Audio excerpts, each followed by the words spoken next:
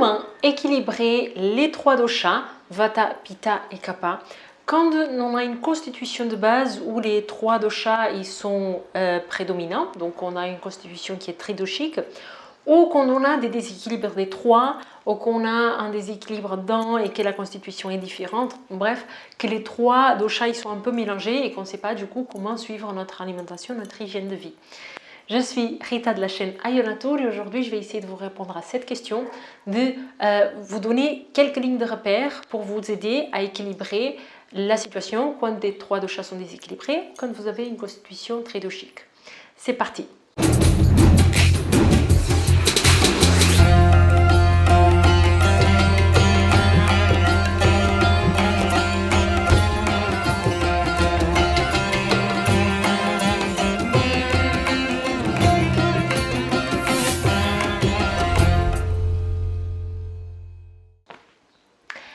Alors, première chose, donc quand on fait le quiz ayurvédique, pour avoir une idée de quelle est notre constitution ou notre situation actuelle, parfois on tombe sur le résultat qu'on a les trois doshas de façon à peu près équilibrée.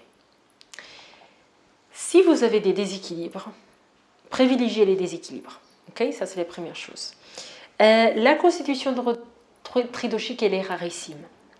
Et très souvent, quand vous faites un quiz comme ça, bon, déjà si vous n'avez jamais fait de quiz, je vous invite à le faire, il est dans le descriptif de la vidéo. C'est un quiz qui est assez, avec beaucoup de questions, donc il va assez plus en profondeur et vous avez plein de vidéos pour vous aider par la suite. Donc je vous invite vraiment à le faire si vous n'avez pas fait le mien, que vous avez fait d'autres mais que vous n'avez pas fait celui-là, je vous invite quand même à le faire. Donc déjà si vous faites un quiz comme ça, et que vous tombez sur cette constitution qui est tridoshique, méfiez-vous. Okay, c'est peut-être vrai, mais c'est plutôt rare. Et très souvent, ce que je remarque, c'est que quand les personnes tombent sur ce résultat de constitution tridoshique, c'est qu'elles ne sont pas sûres de répondre à telle ou telle question, qu'elles étaient en doute. Donc c'est plus une mauvaise interprétation sur soi-même qu'un vrai résultat. Okay, maintenant, il se peut que vous avez une constitution tridoshique, donc normalement si on a une constitution tridoshique, vous pouvez regarder dans la vidéo que j'ai fait sur cette thématique-là, c'est la constitution où on a une meilleure immunité, où on a plus de force, etc. Donc on a aussi une clarté d'esprit qui est très importante et on a une grande capacité à s'écouter. Donc l'idée toujours c'est de s'écouter, d'être à l'écoute de quels sont vos besoins aujourd'hui. Donc si vous avez une constitution tridoshique et que vous arrivez à être à l'écoute, écoutez-vous et vous saurez ce dont vous avez besoin. Est-ce qu'un jour vous avez besoin de quelque chose qui est plus onctueux, d'une nourriture qui est plus onctueuse? Peut-être un autre jour vous avez besoin de quelque chose qui est plus sec. Peut-être un jour vous avez besoin de faire un sport qui est plus cardio. Un autre jour vous avez plus besoin de méditation. Donc ça change en fonction de chaque jour, en fonction des interactions que vous avez avec l'extérieur, en fonction des saisons, etc., etc. Donc soyez toujours à l'écoute. Maintenant, je voulais surtout parler des personnes qui sont un petit peu débordées, qui ne savent pas comment s'y prendre parce qu'elles voient des déséquilibres sur tous les trois doshas ou elles observent un déséquilibre sur un dosha qui est contraire aux doshas qui sont dans sa constitution de base. Et du coup c'est difficile de savoir quelles sont les règles d'hygiène de vie ou l'alimentation à suivre, ou même quelles sont les plantes à prendre en fonction de tout ça, parce que tout est mélangé. Ok? Donc encore une fois, on va commencer simple. Donc je vais vous donner 3 astuces pour équilibrer, et retrouver, pour vous mettre dans l'alignement de cet équilibre des 3 doshas. Ok? Première astuce, c'est commencer simple. Je vous expliquerai comment par la suite. Deuxième astuce, c'est qu'on va privilégier le vata. Parce que quand c'est la kata, le vata c'est celui qui commande un petit peu les deux autres. Donc on va essayer d'équilibrer le vata pour équilibrer les deux autres. Troisième astuce, c'est notre feu digestif. On va se caler sur le feu digestif comme on a fait sur les autres vidéos où il y a plusieurs doshas qui sont déséquilibrés.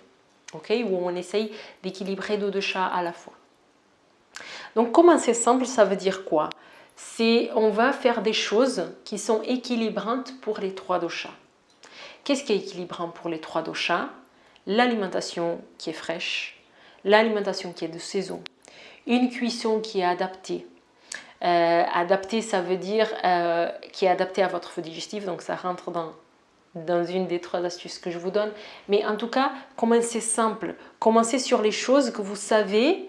Il y a des choses que vous savez aujourd'hui que vous faites mal et que vous savez déjà que vous faites mal. Donc commencez par modifier ça. S'il y a du fast-food, diminuez la quantité de fast-food que vous avez. Si vous achetez trop industriel, commencez à diminuer la quantité d'aliments industriels. Okay? Ça, c'est sûr que vous faites mal. Okay? Avant de se pencher sur quel est l'aliment qu'il me faut, quel est l'aliment qu'il ne me faut pas, essayez d'enlever déjà les choses que vous êtes sûr qui vous font du mal. Ça peut être par exemple l'aubergine. Moi, je ne digère pas l'aubergine. Pas trouvé. Il y a des jours où je la digère, il y a des jours où je ne la digère pas. Mais je sais que l'aubergine, en général, ce n'est pas le truc pour moi, par exemple. Ok. Et si je veux la manger, parce qu'en ce moment, je suis à la MAP, on a quand même l'aubergine, donc je vais quand même la manger, je vais faire en sorte d'utiliser des épices, etc. pour diminuer. Et puis je vais la manger en petite quantité aussi. Donc, il y a des choses que vous savez. Donc, commencez par ça, ok? Commencez simple. L'Ayurveda, c'est simple. On commence par des principes qui sont simples. Ok? Deuxième astuce, on commence par le vata. Okay, c'est la kata, il y a de la variabilité avec le vata, c'est-à-dire que un coup j'ai faim, un coup j'ai pas faim, etc. J'ai envie de faire, un jour j'ai envie de faire un sport un peu plus intense, un autre jour je n'ai pas envie du tout de me lever. Donc il y a de la variété, on commence par le vata. Mais en même temps, des fois j'ai des symptômes de brûlure qui sont liés au pitta, des fois j'ai de la congestion, des fois j'ai des constipations de type vata, d'autres fois des constipations de type kapha, donc j'en sais plus. Voilà, on commence par le vata. On va commencer simple. Pourquoi? Parce que le vata, c'est celui qui donne le chemin. Je vous ai dit ça dans plusieurs vidéos déjà. C'est le seul où il y a de la mobilité. Ok? C'est le seul où il y a le chala guna, donc celui qui donne le mouvement. Donc, si on arrive à établir un mouvement qui est plus stable pour le vata, le pitta et le kapha ils vont suivre. Et puis, très souvent, dans notre société aujourd'hui, le vata est très souvent déséquilibré. Okay. Aussi, vous pouvez commencer par équilibrer le vata au moins dans les règles d'hygiène de vie et le kapha et le pitta par votre alimentation, par exemple. Il y a des choses que vous pouvez faire. Par exemple, vous pouvez équilibrer le vata sans déséquilibrer le pitta et kapha par certaines choses, comme par exemple la régularité. Le vata, il faut de la régularité, toujours. Donc, manger à la même heure, se coucher à la même heure, se réveiller à la même heure, faire le sport à peu près à la même heure, de la régularité. Là, vous allez équilibrer le vata sans déséquilibrer le pitta et le kapha. Ok, ça c'est une bonne astuce. Donc commencez toujours par le vata et commencez toujours par faire les choses qui vont équilibrer votre dosha sans déséquilibrer les autres. Donc le vata, je vous parle de la régularité. Pour le pitta, arrêtez tout ce qui est aliment qui va être un peu inflammatoire. Ok, ça c'est bon pour personne. Hein. Ça va atteindre en priorité le pitta, mais c'est bon pour personne. Donc arrêtez tout ce qui est produit trop fermenté, tout ce qui est produit trop acide, trop d'excitants, trop d'alcool. Ça, bien sûr que ça va avoir un impact prioritaire sur le pitta, mais ça ne va pas déranger le vata et le kapha, au contraire. Donc commencez par les choses qui vont équilibrer un dosha sans déséquilibrer les autres. Le kapha, agissez sur la congestion. Si vous observez que vous avez des congestions, que vous avez les sinus qui sont bloqués avec la congestion, que vous avez votre ventre qui est lourd, que vous avez des selles avec une constipation liée à la congestion kapha, diminuez la fréquence de vos repas, calez-vous sur votre sensation de faim. Et ça, on arrive à la troisième astuce, donc se caler sur le feu digestif.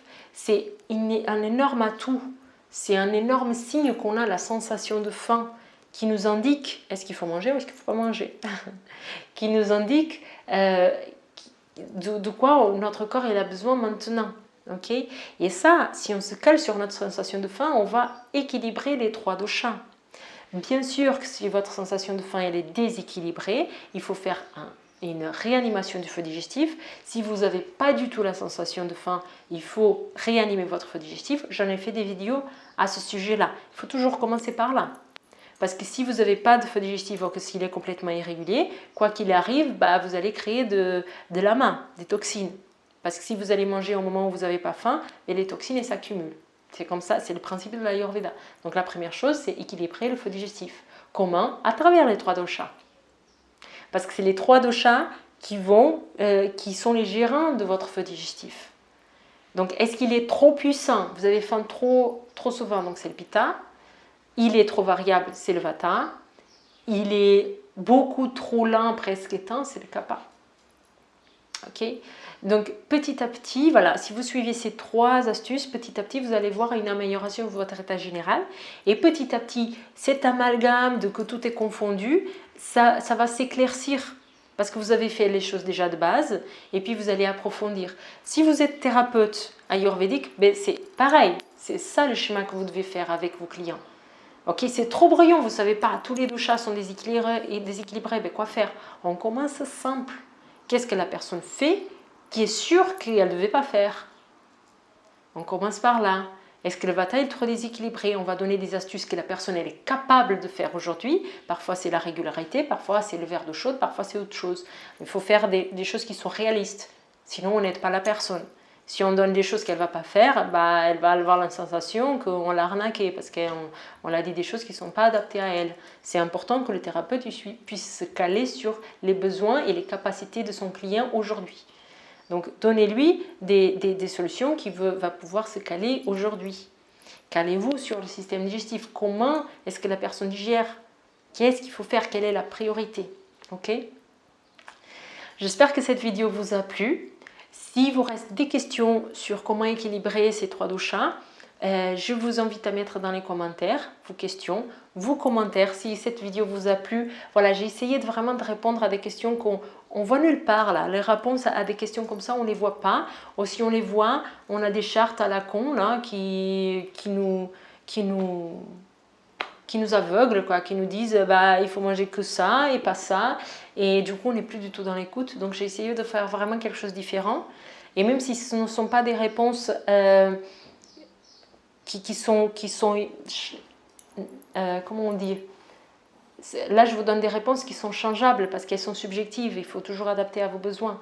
Donc, je vous pose pas un cadre qu'il faut respecter absolument. Mais ça, c'est l'Ayurveda. Je ne peux pas faire autrement. En tout cas, dans ma compréhension de l'Ayurveda et dans ce que j'enseigne dans mon école. Ok? Voilà, donc vos commentaires sont les bienvenus, vos questions sont les bienvenues. Si vous n'avez jamais fait mon quiz, je vous invite à le faire, il est dans le descriptif. Il est plus complet que beaucoup d'autres qu'on puisse trouver sur internet. Et aussi, je mets plein de vidéos à côté du quiz qui vous permettent de développer ça plus profondément. Ok, donc je vous invite vraiment à le faire, même si vous en avez déjà vu d'autres. Ok? Et partagez cette vidéo, likez-la, commentez-la et je me ferai un plaisir de vous répondre. Je vous dis à très bientôt sur la prochaine vidéo. Merci.